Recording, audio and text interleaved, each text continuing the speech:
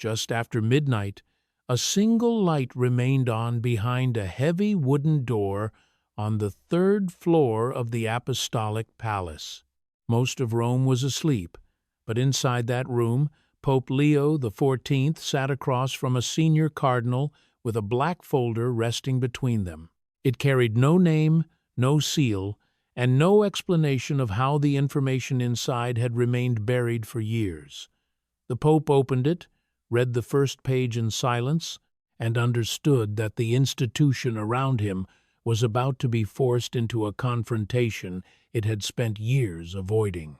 The cardinal watched without speaking as Leo closed the folder and placed one hand over its cover. There was no anger in the Pope's face, no raised voice, and no attempt to dramatize what he had just seen. He looked directly at the man across from him and delivered 6 words with the calm of a decision already made. "Tomorrow, the walls come down." The cardinal could not answer, because the folder contained more than questionable payments or careless administration. It pointed toward a protected financial system, suppressed complaints, influential names, and money intended for the poor that had moved through channels no one wanted examined. Within hours, access to Vatican accounts would be frozen, senior officials would be summoned, and a document capable of changing the structure of the Vatican would move toward publication. Before that could happen, however, the Pope needed to discover how deep the system reached, who had protected it, and which men would fight to keep it alive. Before the investigation begins, subscribe to the channel and stay with this story until the final decision is signed and published. What unfolded during the next 3 days was not a rumor, a theological dispute, or a ceremonial reform. It was a direct struggle over whether the Vatican would continue protecting powerful men or finally allow the truth to reach the people whose donations had disappeared behind its walls. 48 hours earlier, the crisis had begun with a telephone call inside the Pope's private office. Leo XIV was working alone on a homily when the telephone rang once, stopped, and then rang again. He answered and heard the controlled voice of a senior official from the Secretariat for the Economy.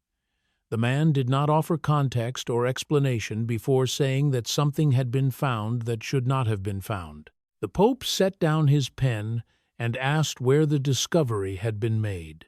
After a pause, the official named a department responsible for charitable funds intended for the poor, including hundreds of millions of euros moving through Vatican accounts. The irregularities were not limited to one transfer or one failed procedure. Something inside the department had stopped matching the records that were supposed to explain it. Leo listened without interrupting as the official described the first signs of a system reaching back through years of transactions. When the report ended, the Pope gave a direct order to bring him every document that same night. He ended the call, rose from his desk, and walked toward the window overlooking Rome. The setting sun covered the dome of St. Peter's Basilica in orange light, while the information he had just received pointed toward financial decisions hidden far from public view. The call had not yet given him names, but it had established the scale of the problem. Funds dedicated to hospitals, charitable programs, and the poor could no longer be treated as an internal administrative matter. By the time the light faded over the city, the Pope had already decided that the evidence would come directly to his chambers. The first confrontation would begin before the Vatican had time to prepare for it. At 8 that evening, 3 men entered the Pope's private chambers. 2 were officials from the Financial Oversight Office, and the third was an older cardinal in his middle 70s who directed one of the Vatican's most powerful internal offices. He had served under 3 popes before Leo XIV and had spent decades learning how decisions moved through the institution. That experience had taught him how the Vatican usually contained a crisis, but it had not prepared him for the man waiting behind the desk. The financial officials placed 3 black folders in front of the Pope. None carried a name, an official seal, or any mark identifying the office from which it had come. Leo looked at the folders and then instructed the cardinal to sit. The room became silent as the Pope opened the first cover and began reading line by line. The first folder contained transfers sent to organizations that did not formally exist on paper. It also documented property purchases completed at prices that no responsible office could justify. Other entries showed donations accepted with conditions hidden inside the fine print. The pattern suggested that charitable money had been redirected through structures designed to appear legitimate while avoiding clear scrutiny. Leo turned each page slowly and did not ask a question until he reached the end. He then opened the second folder, where the evidence moved from transactions to people. The pages listed intermediaries, consultants, and advisors who had received payments for services that could not be clearly described. Several names were immediately familiar, and their presence changed the room before anyone spoke. The Pope closed the second folder and looked directly at the older cardinal. He asked how long the arrangements had been operating. The cardinal began referring to old contracts, inherited procedures, and systems established before his own authority had taken shape. Leo interrupted the explanation and repeated the question until the cardinal finally admitted that the conduct had continued for years. That answer confirmed that the problem was not a recent failure or an isolated act. It had survived because enough officials had learned to describe deliberate choices as complicated procedure. The Pope then reached for the third folder, aware that the first two had shown where the money moved and who had benefited. What remained was the record of those who had tried to stop it. The third folder did not contain another set of transactions. It contained complaints from employees, whistleblowers, and auditors who had tried to raise concerns from inside the Vatican's financial system. Some reports were 5 years old, while others had been written 10 years earlier. None had ever reached the desk of a pope. Leo read the list without speaking. The pages showed that warnings had been filed, reviewed, and then stopped before they could move higher through the hierarchy. Employees had been instructed to remain silent, while auditors who continued asking questions had been told that the matter was closed. The financial misconduct had survived because the people who recognized it had been isolated from the authority capable of acting. When the Pope reached the final complaint, he stood and walked toward the window. Rome had gone dark beneath the apostolic palace, and the lights of the city were visible beyond the glass. Without turning toward the men behind him, he said that the Church did not exist to protect itself. The older cardinal remained seated and offered no response. Leo turned back toward the desk with the same controlled expression he had carried through the meeting.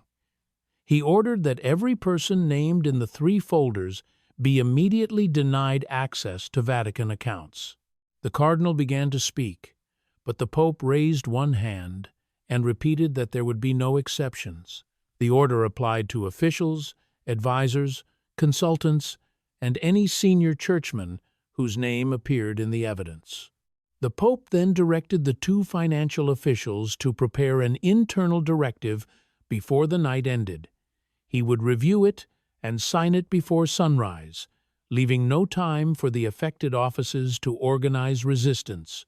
The officials acknowledged the order and gathered the folders from the desk. Before dismissing the group, Leo told the cardinal that the Church would not hide anymore. The directive began moving through the Vatican before most employees arrived the next morning. Department heads opened unexpected messages informing them that specific financial permissions had been suspended. Some accounts were locked without warning, and some access cards no longer opened the offices they had opened the previous day. Meetings disappeared from calendars before the participants were told why. Inside the departments responsible for Vatican finances, officials began speaking in low voices behind closed doors. Assistants carried documents between offices while senior administrators attempted to determine which names had been targeted. No public announcement had been issued, but the operational changes made one fact impossible to ignore. Someone with the highest authority had acted during the night.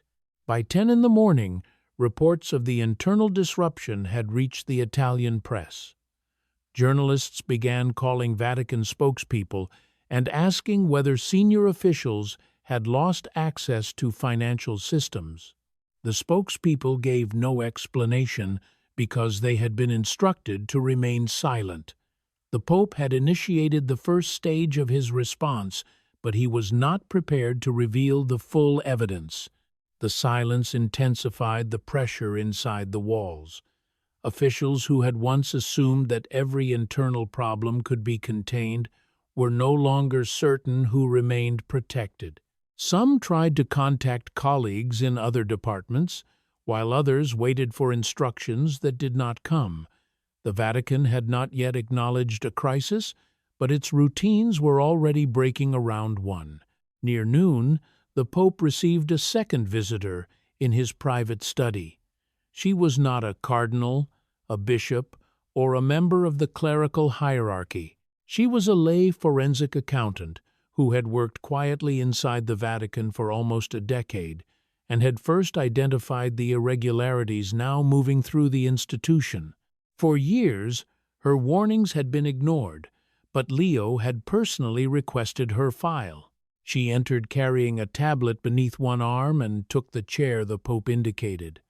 He did not ask for ceremonial explanations or a formal summary. He looked at her and instructed her to tell him everything that others had prevented him from knowing. For the next 2 hours, the investigation moved beyond suspicious records and into the structure that had made them possible. Around noon, Pope Leo XIV received a second visitor in the papal study. She was not a cardinal or a bishop, but a lay forensic accountant who had worked quietly inside the Vatican for almost a decade. She had first noticed the irregularities, pushed for an audit, and been ignored for years. That changed only when the Pope personally requested her file. She entered with a tablet beneath one arm and took the chair he indicated. Leo looked at her and told her to reveal everything others had tried to keep from him. For the next 2 hours, she presented the financial patterns she had uncovered. Each new record showed that the problem extended beyond one office or one transaction. She showed him how money intended for hospitals in Africa had been routed through 3 shell entities before disappearing. She then showed him a building in central Rome that had been purchased, sold, and purchased again at prices that made no financial sense. The transactions appeared separate on paper, but together they revealed a pattern of movement without clear justification. The accountant also showed him that certain cardinals had received consulting fees from organizations they had personally recommended for funding. She presented a chain of donations made in honor of bishops who had already died and had never approved the use of their names. The record showed how authority and reputation had been used to give questionable financial activity the appearance of legitimacy.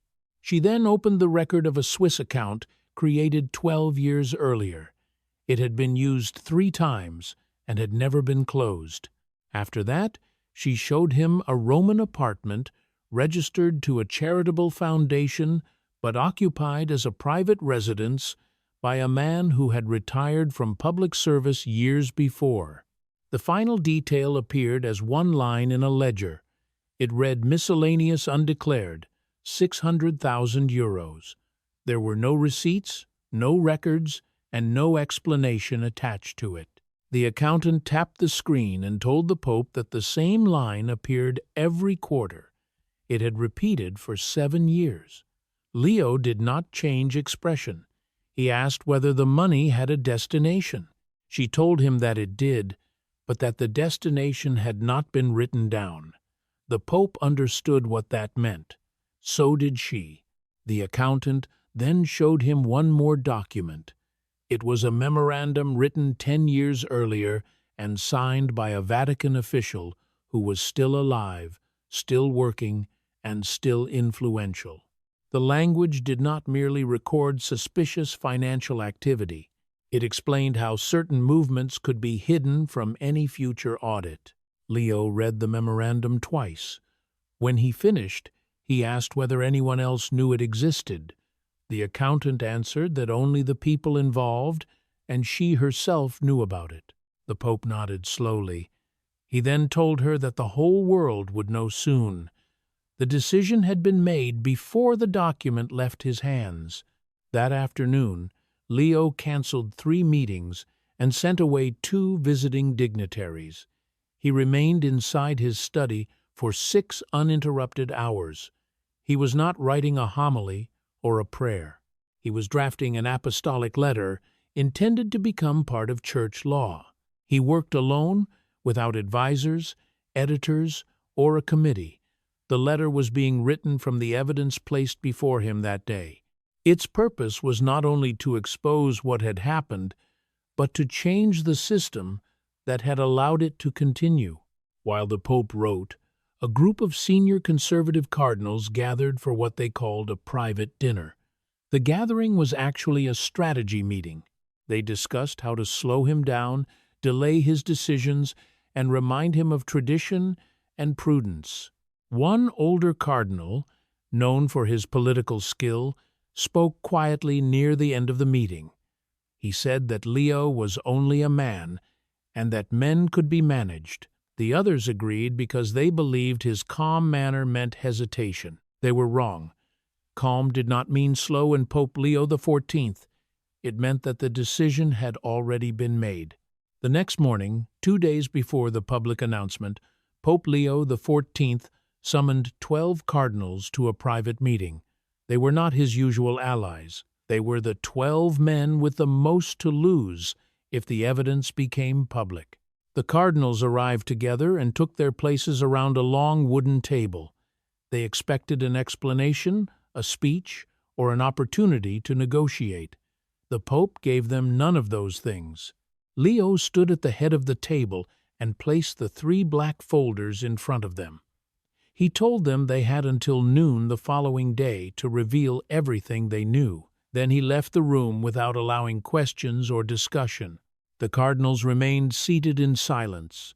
Some looked directly at the folders, while others avoided them. The older cardinal, who had said that men could be managed, finally opened the first folder. His expression changed when he saw the first page. His own name appeared in the evidence, not as a victim and not as a witness. Another cardinal opened the second folder, read for less than a minute, and closed it again with shaking hands. A third cardinal refused to open any folder. He stared at the surface of the table without speaking. A fourth stood suddenly, walked toward the window, and looked out across the Vatican gardens. For 10 minutes, none of the 12 men spoke. Then the door opened, and an aide entered carrying a tray of water. He placed it on the table and left without saying anything. Some of the cardinals drank, while others left the glasses untouched. Slowly, they began to leave the room one by one. Each man walked out alone with a folder beneath one arm. Within an hour, 3 of the 12 cardinals requested private audiences with the Pope. The evidence had broken the group apart before any public announcement had been made. The Vatican, they believed, they could control, was already changing around them. The first cardinal entered the papal study and tried to explain what had happened.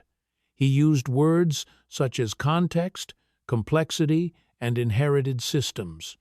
Leo listened until he finished. The Pope then told him that truth was not negotiable. The cardinal left without saying anything else. His attempt to turn the evidence into procedure had failed.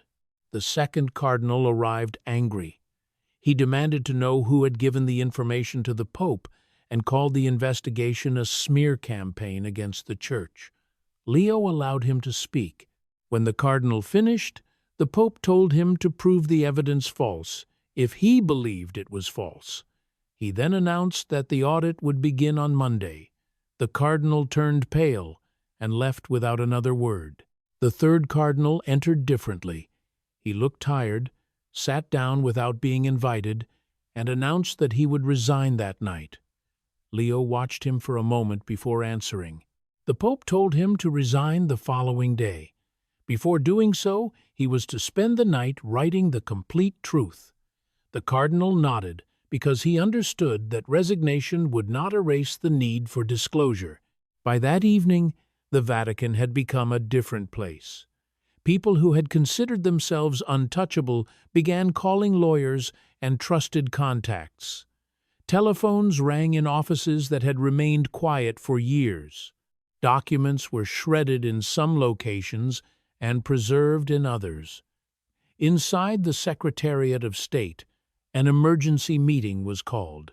Vatican diplomats wanted to know what the investigation would mean for international relations, but they were told to wait. The Pope had not yet announced anything publicly. That night, however, he met privately with two journalists in a small room near his chapel. One was Italian, and the other was American. By dawn, the story was still not public. Inside the Roman Curia, however, word had already spread. It had also reached Italian political circles and officials in Washington. That morning, the United States Secretary of State was traveling to Rome. The visit appeared on the official schedule as an unrelated trip, but the timing no longer looked accidental. Pope Leo XIV understood that as well. The Pope spent the day in silence. He celebrated Mass privately, remained in prayer for almost an hour afterward, and ate a simple lunch alone. He did not call another meeting before moving to the next step. In the early afternoon, he received the prefect of the Dicastery for Communication. The prefect entered visibly nervous because he had never seen the Pope so completely focused. Leo handed him a long document. The Pope told him that the document would be published at noon the following day, according to Rome time. The prefect glanced at the first page and immediately understood its importance. He looked back at the Pope and asked whether he was certain. Leo answered that he had never been more certain of anything. The prefect left carrying the publication order. He did not sleep that night. During the next 12 hours, pressure increased throughout the Vatican. Cardinals called other cardinals and asked the Pope to delay the release. Some requested that the names be removed, while others asked whether the language could be softened. Leo gave the same answer each time. He said that the Church was not a corporation and could not protect its image at the cost of truth. That exact principle would later appear inside the document itself. One final meeting still remained before publication. It was the most difficult meeting of the entire sequence. It would take place shortly before midnight with the man whose signature appeared on the memorandum. Shortly before midnight, Pope Leo walked alone to a small chapel inside the Apostolic Palace. One cardinal was already waiting for him. He was the man who had signed the memorandum explaining how financial movements could be hidden from future audits. The cardinal was still alive, still working, and still influential. He had been informed 1 hour earlier that the Pope wanted to see him, but he had not been told why. He arrived in a black cassock and appeared calm. Leo entered and remained standing. For almost a full minute, he said nothing. Then he placed the original memorandum on a small table between them. The cardinal recognized it immediately. His face remained controlled, but something changed behind his eyes. The document had survived. The Pope told him that he had read the memorandum twice. He wanted to be certain that he understood what kind of man had written it. His voice remained low and even. Leo said that the document was not evidence of one moment of weakness. It was a manual, a method, and a system. The cardinal had taught others how to hide financial movements and how to use the name of the Church as protection. The cardinal finally answered. He told the Pope that he did not understand how things worked inside the Vatican. Leo looked at him and said that he understood exactly how they worked, which was why they would no longer work that way. The cardinal then spoke about loyalty. He described the cardinals he had protected and the scandals the Vatican had survived because men like him had acted as shields. He warned that some truths could damage institutions built across centuries if they were released too quickly. Leo listened without interrupting. When the cardinal finished, the Pope sat on the bench across from him. He said that a shield protecting the wrong man was not a shield. He described it instead as a wall built around a wound. Walls around wounds did not heal them.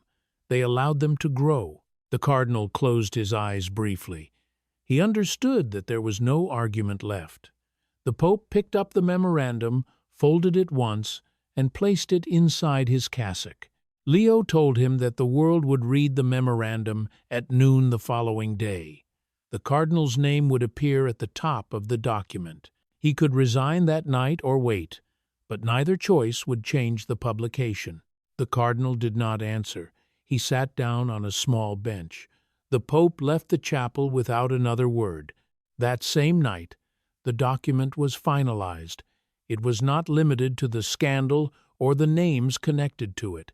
It presented a complete vision for the Vatican Leo intended to build. The apostolic letter required full external financial auditing and public quarterly reports. It also established an independent ethics tribunal. Every year, the Vatican would disclose where every euro of charitable donation had gone. The document stated that men in red robes would no longer be protected from the consequences of their choices. Its guiding principle was service before status. The reform was designed to make transparency permanent rather than temporary. The document carried a simple Latin title. In English, it meant the House of Glass. Leo had decided that the Vatican would no longer function as a fortress. On the morning of publication, St. Peter's Square was unusually quiet. The two journalists who had received the private briefing remained silent. They waited for the Vatican to release the document first. At 11:55, the Dicastery for Communication began preparing the publication. At exactly noon, the document appeared on the Vatican website. Within 4 minutes, it had reached major news platforms across Europe. Within 20 minutes, the story was global. Headlines described the document as the most radical reform text in modern church history. The fastest-moving reports focused on the names. The document identified 23 cardinals, officials, and advisors. Some were still active, while others had recently retired. All were connected to financial irregularities the Vatican had hidden for years. Leo did not give them the full evidence. He told them only that the Vatican would publish a major financial reform document within 72 hours. He also said that names would be released and that some of them would shock the world. The journalists asked why he had chosen to act publicly and why he had chosen that moment. Leo answered that the poor were still waiting. The purpose of the reform was no longer presented as institutional damage control. The Italian journalist asked whether the Pope feared what would happen next. Leo said that he feared doing nothing and that this was the only fear he could not live with. The American journalist then asked what he would do if powerful men fought back. Leo looked directly at him and said that he would keep walking. He added that truth did not require permission. The journalist left without asking another question. The publication moved faster than anyone inside the Vatican had expected. Italian newspapers issued emergency editions, and American television networks interrupted regular programming. Across Europe, the document was treated as an institutional earthquake. In other parts of the world, the reaction was more personal. In Latin America, bishops appeared before cameras and applauded the decision. Priests in small villages sent voice messages to one another in disbelief and relief. Many had known Leo during his years of ministry there. and they understood the reason behind his refusal to delay. The reform did not sound to them like a political gesture. In Africa, the response carried the weight of money that had never reached the people it was meant to serve. A young bishop in Kenya began to weep during a live radio interview. He repeated that the Pope had finally seen them. For communities connected to the missing hospital funds, the document was not an abstract argument about administration. In the Philippines, a parish priest read the apostolic letter aloud to his congregation that evening. When he finished, the people rose and applauded. In Brazil, a community leader from a poor neighborhood in São Paulo held up a copy of the document in a short video. He said that the Vatican had spoken their language for the first time. The video reached 2 million views within 6 hours. In a small Peruvian town where Leo had served for years before becoming pope, the mayor ordered the church bells to ring at sunset. People entered the streets without shouting or celebrating. They stood in silence and listened. The people of that town had already known what kind of man he was. The rest of the world was only beginning to understand. Inside the Vatican, however, the publication did not end the crisis. It opened the next stage. Within hours, 3 cardinals announced their resignations. 2 resigned publicly, while 1 submitted his resignation in private. Several others requested emergency audiences with the Pope. Leo refused most of them. He issued a brief statement explaining that he would meet only with those prepared to cooperate fully with the coming audits. Lawyers had already been retained, and several cardinals threatened to challenge the apostolic letter. Others suggested that the document might be attacked on procedural grounds. The Pope had prepared for that response. Every line of the document had been written with care. Its authority was anchored in canon law, and every published name was supported by documented evidence. Each claim could be defended. The men searching for an easy escape found none. By the end of the day, St. Peter's Square was filled with people who had traveled from across Italy. Some arrived in joy, some in protest, and many in shock.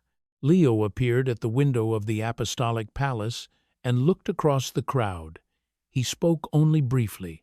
He declared that the Church belonged to Christ and not to any man inside the Vatican, including the Pope himself. He said that its leaders were stewards rather than owners. The work beginning that day, he explained, was an act of remembering that responsibility. Then he paused before delivering the sentence that would define the moment. He said that the doors of the Vatican would no longer be heavier than the prayers of the poor. The square erupted. Some people cheered, others wept, and many fell to their knees.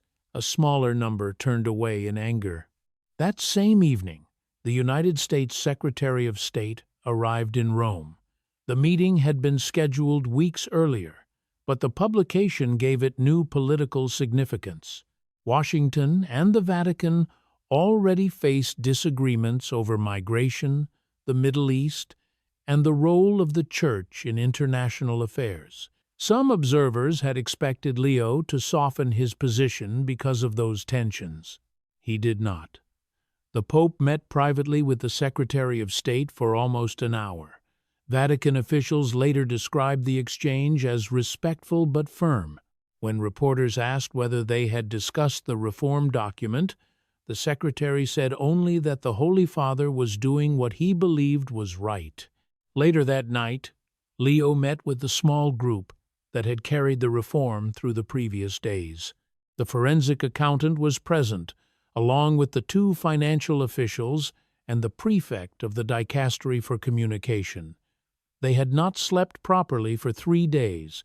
The Pope thanked them without ceremony. Then he told them that the publication was not the end. It was the first page. When the accountant asked what would happen next, Leo allowed himself a small smile. He answered that they would rebuild. During the following days, the new structure began to take form. An oversight body was created, external auditors were appointed, and a system protecting whistleblowers was established. For the first time in centuries, lay experts received real authority over Vatican finances. The reform moved from language into operation. Resistance did not disappear. Some traditionalists accused the Pope of recklessness. Conservative outlets attacked the decision, and several cardinals began organizing quiet opposition. Leo had expected that response. He knew that one apostolic letter could not erase habits formed across decades. The document had nevertheless opened a door that would be difficult to close. The Vatican he was building was no longer a theory or a promise. It was becoming visible through audits, public reports, protected witnesses, and authority no longer reserved only for men in clerical office. Its walls had begun to lower, while its standards became harder. In the weeks that followed, more revelations emerged. More resignations came, more cardinals were questioned, and investigators traced additional money. Yet the decisive moment had already occurred inside the quiet study, where the Pope had closed a black folder and spoken 6 words. The walls had come down because the decision had been signed, published, and enforced. Leo had not created chaos. He had imposed order on a system that had survived through confusion and silence. He had not staged a revolution for spectacle. He had placed truth into law and forced protected institutions to answer for what they had done. The Vatican, he revealed, was not smaller, louder, or more political. It was a Vatican in which service came before status and the needs of the poor carried more weight than the dignity of a powerful name. It was a house whose authority would no longer depend on darkness. It was the house of glass. Subscribe to the channel and continue with us as we follow the decisions, conflicts, and consequences shaping the future of the Catholic Church. These stories matter because institutions often reveal their true character only when truth becomes more costly than silence. Pope Leo XIV had made his choice, and the Vatican could no longer pretend that nothing had changed.